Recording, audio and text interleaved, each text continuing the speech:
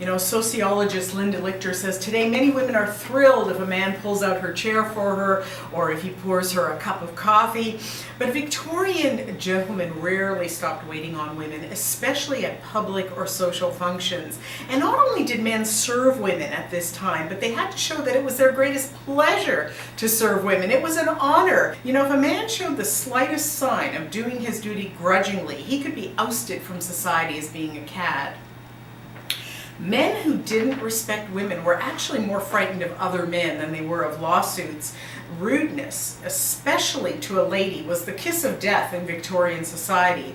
A rude man would get the big chill from other men. He could be ousted from society as being a cad. He would be ostracized from social activities, from the sacred men's clubs, and other men might even refuse to do business with him. You know, today we're very cynical about marriage, and everybody's told to get a prenuptial agreement before you sign on the dotted line and make the big commitment. You know, we're told to protect our assets before we get married because we don't know how long it'll last. People say that the wedding vows should be changed instead of till death do us part, they should be changed to till divorce court do us part. I love it. Rodney Dangerfield had a great joke. He said, "My wife and I take separate vacations.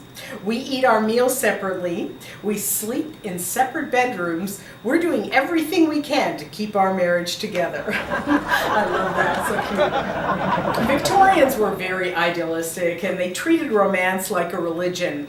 You know, love was the fusion of one's mind, one's body, and one's eternal soul. And passion ran much deeper than just sex, you know, like the knights in the Middle Ages who used to take their wives' scarves with them into battle. Victorian men used to keep locks of their wives' hair or pictures of their wives in their pocket watch cases. I don't know how many of you saw Ken Burns' brilliant 9-part Civil War documentary. It originally aired in 1990 on PBS. Did anyone see that? You know, if you have not seen The Civil War by Ken Burns, rent it on DVD or buy it on DVD. It is amazing. On its original airing, over 40 million people watched it, and that was like a record-breaking number of viewers at the time. And the documentary actually won over 40 major film and television awards. So you've got to see it, you know. And when you ask people, what do you remember most about that documentary? Everybody gives you the same answer. They say the letter. The letter, I remember the letter. I'm going to give you some background on this letter that they're talking about. I have a short audio excerpt directly from the Civil War documentary, and this is the most incredible love letter you will ever hear in your life. So I'm going to play that to you, for you right now.